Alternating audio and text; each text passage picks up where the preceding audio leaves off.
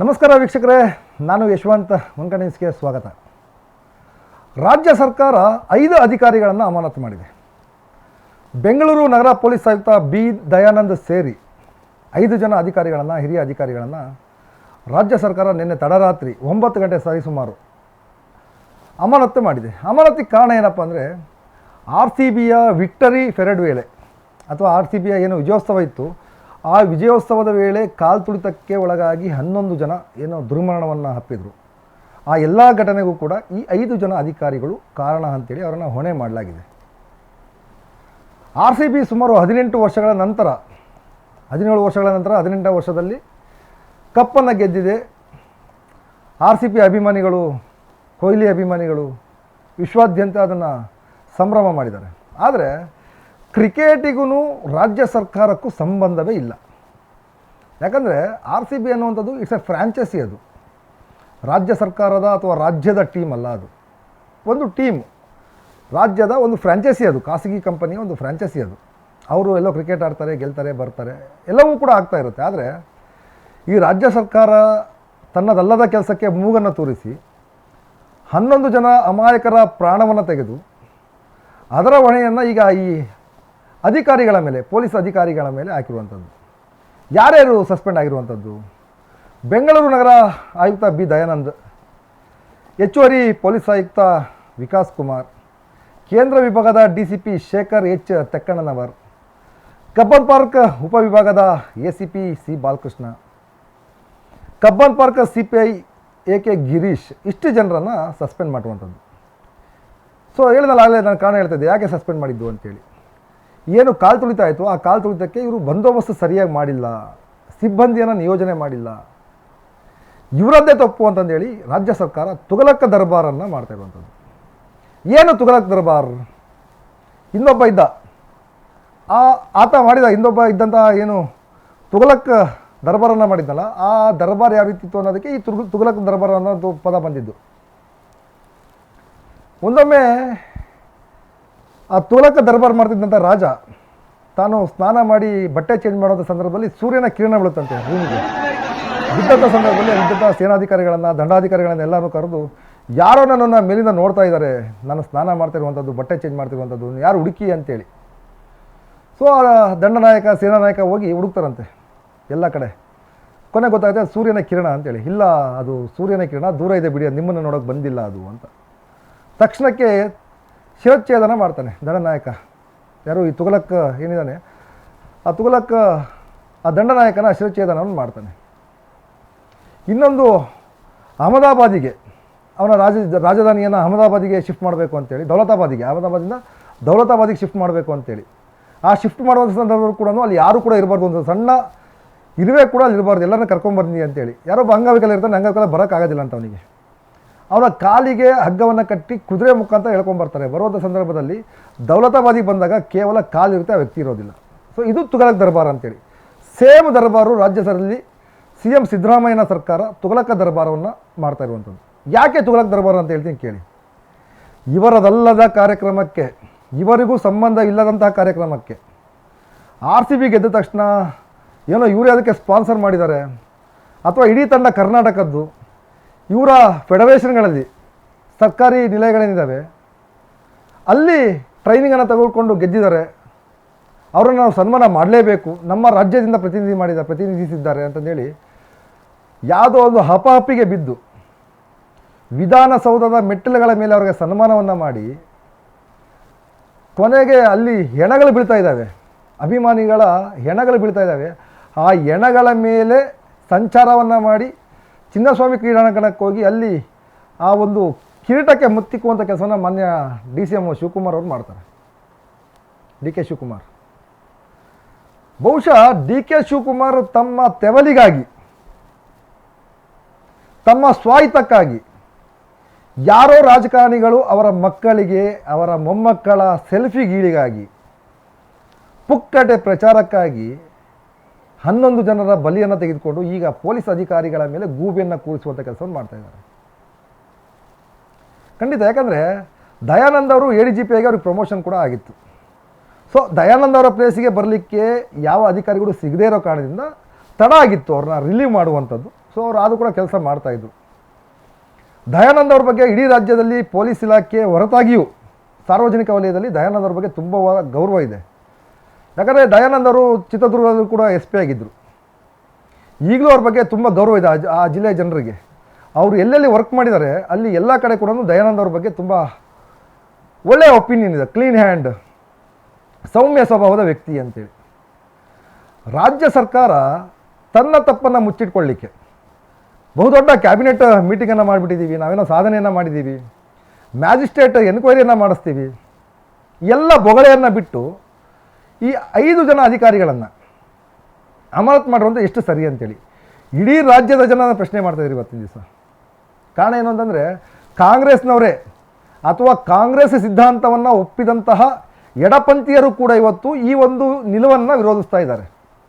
ಕಾರಣ ಇಷ್ಟೇ, ಅವ್ರು ಹೇಳಿದ್ರಂತೆ, ದಯಾನಂದ್ ಅವರು ಹೇಳಿದ್ರಂತೆ, ADGP ಹೇಳಿದ್ರಂತೆ, ಹಿರಿಯ ಅಧಿಕಾರಿಗಳು ಹೇಳಿದ್ದಾರೆ, ಇಲ್ಲ 3ನೇ ತಾರೀಕು ರಾತ್ರಿ ಎಲ್ಲ ಸಿಬ್ಬಂದಿಗಳು ಕೆಲಸ ಮಾಡಿದ್ದಾರೆ, ಬೆಳಗಿನ ಜಾವ 4-5 ಗಂಟೆ ಕೆಲಸ ಮಾಡಿದ್ದಾರೆ, ಇವತ್ತೇ ಬೇಡ ಮುಂದುವರಿಸಿ ಅಂತೆಲ್ಲ ಹೇಳಿದ್ದಾರೆ. ಆದರೆ ಇವರ ತೆವಲಿಗೆ, ಇವರ ತೀಟೆಗೆ, ಇವರ ಬಿಟ್ಟಿ ಪ್ರಚಾರಕ್ಕೆ ಬಳಸ್ಕೊಂಡು ಈಗ ಆ ಅಧಿಕಾರಿಗಳನ್ನು ಅಮಾನತು ಮಾಡಿ ನಾವೇನೋ ದೊಡ್ಡ ಸಾಧನೆಯನ್ನು ಮಾಡಿಬಿಟ್ಟಿದ್ದೀವಿ.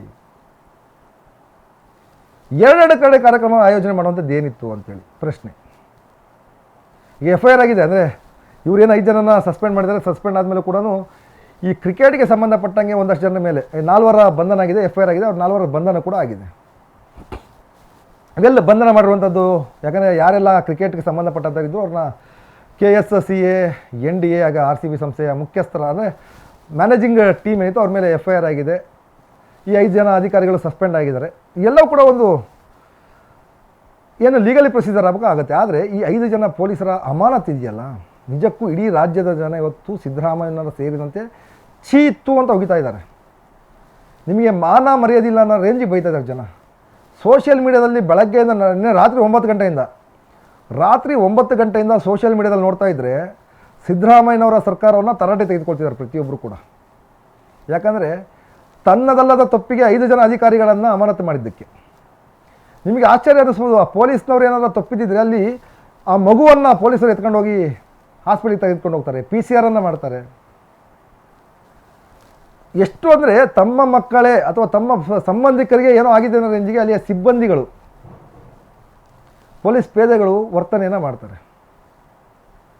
ಇಡೀ ಅಷ್ಟು ಜನ ಸೇರಿದಾಗ ಕನಿಷ್ಠ ಒಂದು ದಿನ ಅದನ್ನು ಪೆರೇಡ್ ಯಾವ ರೀತಿ ಆಗಬೇಕು ಅಂತೇಳಿ, ಎಲ್ಲೆಲ್ಲಿ ಸಿಬ್ಬಂದಿಯನ್ನು ಹಾಕಬೇಕು, ಯಾವ ರೀತಿ ಆಗಬೇಕು, ಪ್ರತಿಯೊಂದು ಕೂಡ ಪೊಲೀಸ್ ಇಲಾಖೆ ವ್ಯವಸ್ಥಿತವಾಗಿ ಮಾಡುತ್ತೆ. ತುಂಬ ದೊಡ್ಡ ಕಾರ್ಯಕ್ರಮಗಳನ್ನು ಪೊಲೀಸ್ ಇಲಾಖೆ ಮಾಡಿದೆ ಬೆಂಗಳೂರಲ್ಲಿ. ತುಂಬ ದೊಡ್ಡ ಕಾರ್ಯಕ್ರಮಗಳನ್ನು. ಇದೊಂದು ಅಷ್ಟು ಕಷ್ಟದಾಯಕ ಆಗಿರಲಿಲ್ಲ ಇವರಿಗೆ. ಆದರೆ ಇವರು ಬೇಡ ಅಂದರೂ ಕೂಡ ಕ್ರಿಕೆಟ್ ಮಂಡಳಿಯವರು, ಕಾಂಗ್ರೆಸ್ನ ಕೆಲ ಸಚಿವರು ತಮ್ಮ ತೆವಲಿಗೋಸ್ಕರ ಕಾರ್ಯಕ್ರಮವನ್ನು ಆಯೋಜನೆ ಮಾಡಿ ಅಮಾಯಕರನ್ನು ಬಲಿ ಕೊಟ್ಟಿರುವಂಥದ್ದು ಎಷ್ಟು ಸರಿ ಅನ್ನೋ ಪ್ರಶ್ನೆ ಇದ್ದಿದೆ. ಈಗ ಈ ಪ್ರಕರಣಕ್ಕೆ ಸಂಬಂಧಪಟ್ಟಂತೆ ಒಂದು 4 ಜನರ ಬಂಧನ ಆಗಿದೆ. RCBಯ ನಿಖಿಲ್ ಸೋಸ್ಲೆ, ಸುಮಂತ್, DNA ಸುನಿಲ್ ಮ್ಯಾಥ್ಯೂ, ಇವರಿಷ್ಟರನ್ನು ಕೂಡ ಅರೆಸ್ಟ್ ಮಾಡಿದ್ದಾರೆ. ಇವರೆಲ್ಲ RCBಗೆ ಟೀಮ್ಗೆ ಸಂಬಂಧಪಟ್ಟಂಥ ಮಾರ್ಕೆಟಿಂಗ್ ಟೀಮ್ನವರು. ಅವರು ಇದರ ಕಾರಣ ಏನಪ್ಪ ಘಟನೆ ಆಗಲಿಕ್ಕೆ?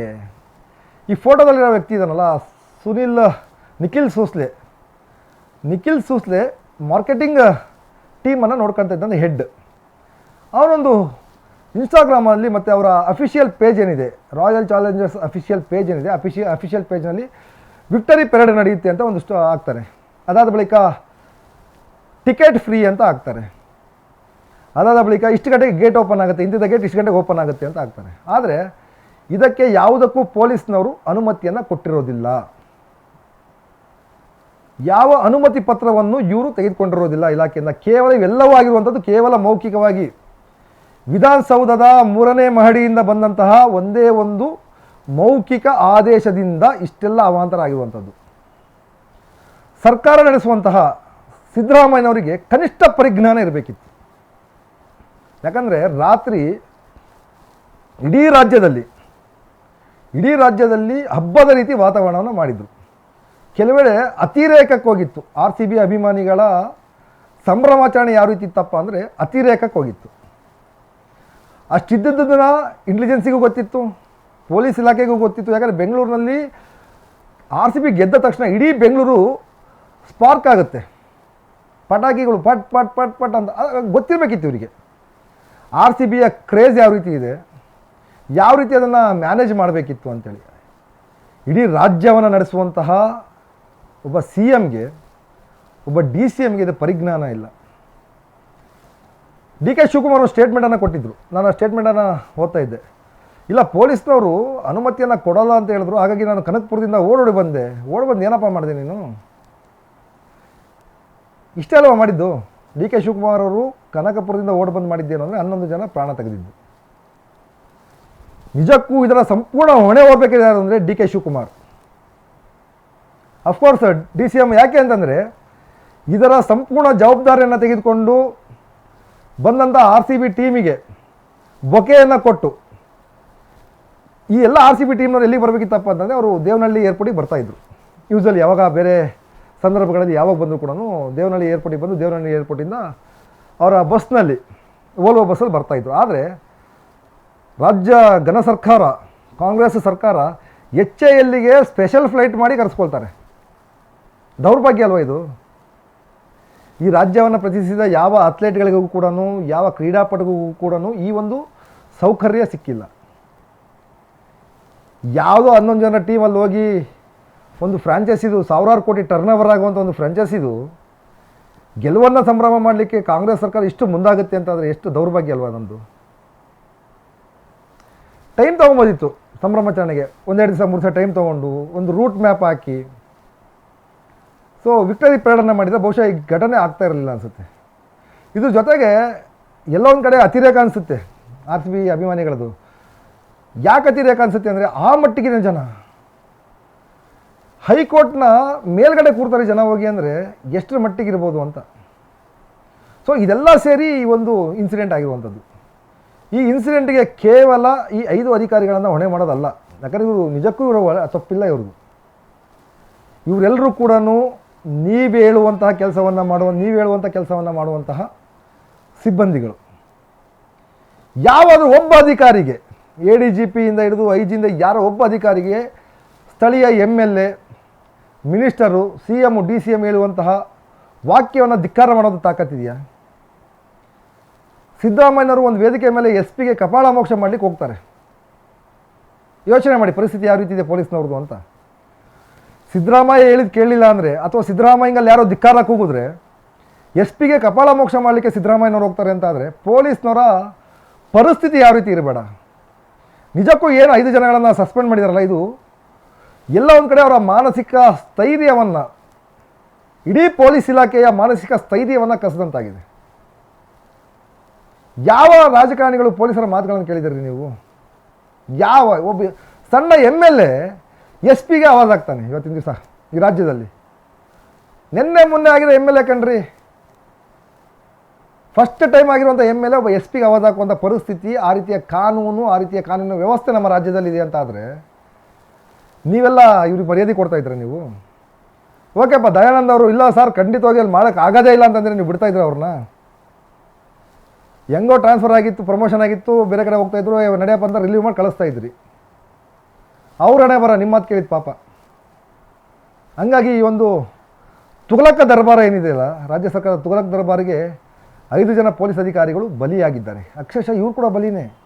ಬದುಕಿದ್ದು ಸತ್ತಂತೆ ಈ 5 ಅಧಿಕಾರಿಗಳು. ಆ 11 ಜನ ಕಾಲು ತುಳಿದಕ್ಕೆ ಸತ್ತರೆ, ಈ 5 ಜನ ನಿಮ್ಮ ದುರಾಡಳಿತ, ನಿಮ್ಮ ನಿರ್ಲಜ್ಜ ಆಡಳಿತಕ್ಕೆ, ಲಜ್ಜೆತನಕ್ಕೆ ಬದುಕಿದ್ದು ಸತ್ತಂತಾಗಿದ್ದಾರೆ ಇವರು. ಇಂಥ ಆಡಳಿತ ಯಾಕ್ರಿ ಮಾಡಬೇಕು? ತಾಕತ್ತಿದ್ರೆ ನಿಮ್ಮ ಸಚಿವ ಸಂಪುಟದ ಯಾರು ಹೊಣೆಯನ್ನು ಹೊತ್ತಿದ್ರು, ಯಾರು ಇದನ್ನು ಆರ್ಗನೈಸನ್ನು ಮಾಡಿದರು?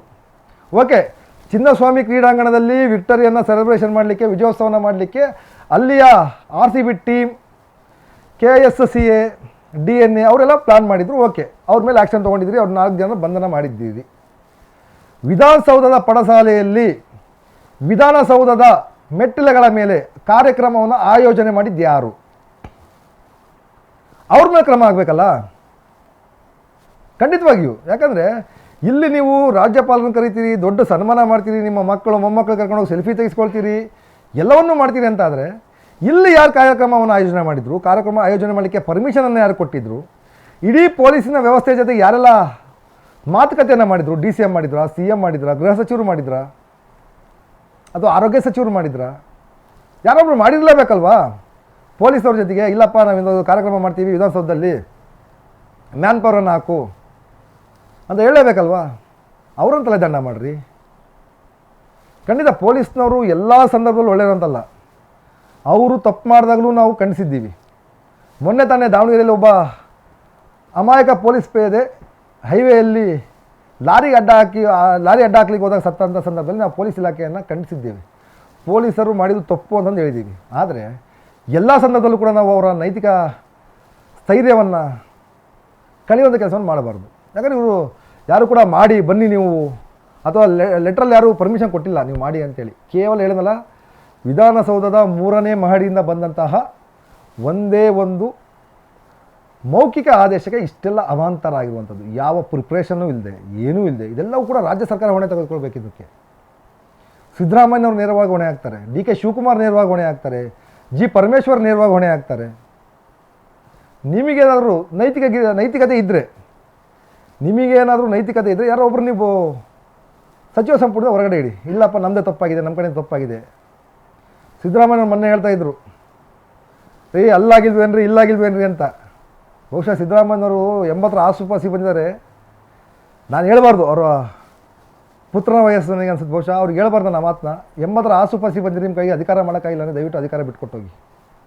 ನಮಗೆ ನಿಮ್ಮ ಬಗ್ಗೆ ವೈಯಕ್ತಿಕವಾಗಿಲ್ಲ ಸ್ವಾಮಿ. 80ರ ಆಸುಪಾಸು, 60 ಆದಮೇಲೆ ಅರಳು ಮರಳು ಅಂತಾರೆ. ನಿಮ್ಮಲ್ಲಿ 80 ಹತ್ರ ಬಂದಿದ್ದೀರಿ. ಬಹುಶಃ ಅರಳು ಮರಳು ಆಗ್ತಿರ್ಬೇಕು ನಿಮಗೆ. ಮಾಧ್ಯಮದವ್ರು ಏನಾದ್ರು ಪ್ರಶ್ನೆಯನ್ನು ಕೇಳಿದ್ರೆ ಮಾಧ್ಯಮದವರನ್ನು ಜೋರ ಮಾತಾಡ್ಬಿಟ್ಟು ಬಾಯಿ ಮುಚ್ಚುವಂಥದ್ದು. ನೀವು ಈಗ ಮಾಧ್ಯಮದವರ ಬಾಯನ್ನು ಮುಚ್ಚಿಸ್ಬೋದು, ಜನರ ಬಾಯನ್ನು ಈಗ ಮುಚ್ಚಿಸ್ಬೋದು. ಬರುವ ಚುನಾವಣೆಯಲ್ಲಿ ಯಾರ ಬಾಯನ್ನು ಮುಚ್ಚಿಸ್ಲಿಕ್ಕಾಗಲ್ಲ. ಆಗ ಮಾತಾಡುವಂಥದ್ದು ಜನರ ಬಾಯಿಗಳಲ್ಲ, ಮಾಧ್ಯಮದವರಲ್ಲ, ಬ್ಯಾಲೆಟ್ ಪೇಪರ್, EVM ಮಿಷನ್ ಮಾತಾಡ್ತಾ ಅವತ್ತು ಉತ್ತರವನ್ನು ಕೊಡ್ತಾರೆ ಜನ ನಿಮಗೆ. ಈ ಸಸ್ಪೆನ್ಷನ್ ಆರ್ಡ್ರ್ ಏನಿದೆ, ಆರ್ಡ್ರನ್ನು ರಿವೋಕ್ ಮಾಡಿ ಗೌರವಯುತವಾಗಿ ನಡ್ಕೊಂಡ್ರೆ ಜನ ನಿಮ್ಮನ್ನು ಮೆಚ್ಚುತ್ತಾರೆ. ಯಾರು ನಿಜವಾಗ್ಲೂ ಇದಕ್ಕೆ ತಪ್ಪಿದಾರಲ್ಲ, ಯಾರು ಕಾರಣಕರ್ತರಿದ್ದಾರಲ್ಲ, ಅವ್ರ ಮೇಲೆ ಕ್ರಮ ಆಗಬೇಕು. ಆಗ ಮಾತ್ರ ನೀವು ತೆಗೆದುಕೊಂಡಂಥ ಕ್ರಮಕ್ಕೆ ಒಂದು ಅರ್ಥ ಸಿಗುತ್ತೆ. ಅದರ್ವೈಸ್ ತುಘಲಕ್ ದರ್ಬಾರ್ ರಾಜ್ಯದಲ್ಲಿ ಮುಂದುವರಿಯುತ್ತೆ. ಇದಾಗಿತ್ತು ಇವತ್ತಿನ ವಿಶೇಷ. ಮತ್ತೊಂದು ವಿಶೇಷ ಸುದ್ದಿ ಜೊತೆಗೆ ನಾನು ಸಿಗ್ತೀನಿ. ನಿರಂತರ ಸುದ್ದಿಗಾಗಿ ನೋಡ್ತಾ ಇರಿ ಒನ್ ಕನ್ನಡ ನ್ಯೂಸ್.